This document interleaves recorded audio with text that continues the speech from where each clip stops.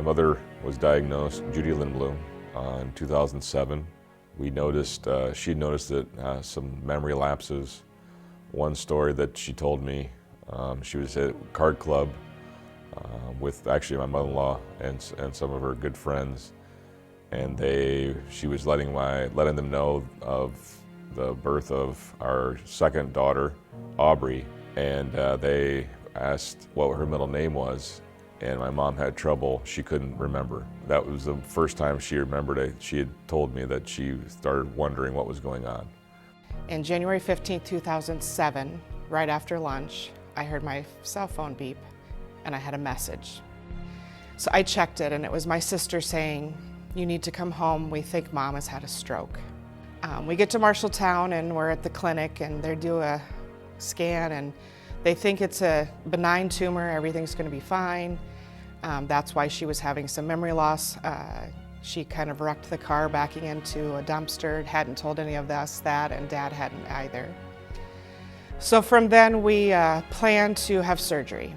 We sat in the waiting room for, seemed like forever, probably, I think it was close to 9 hours, and my brothers and my sister and Dad and I decided this is getting a little long, we were getting a little worried. The nurses and everybody joked because the entire waiting room was our family. And doctor called us in the room and he goes to tell us that he was really sorry, but it was a stage 4 GBM. And he didn't know what the final prognosis was, but he thought possibly 9 months. When the diagnosis came, it was a difficult moment. Sitting in the room, putting myself there now again. The reality is that it was exactly what we thought it was, having Greg after the fact is still a blessing.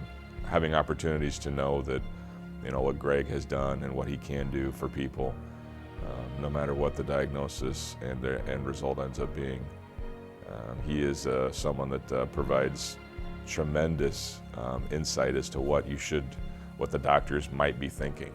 Greg, after meeting him as a friend of my brother's, I would have welcomed and I think even been more comforted knowing that there was somebody as a resource that was living what our mom lived.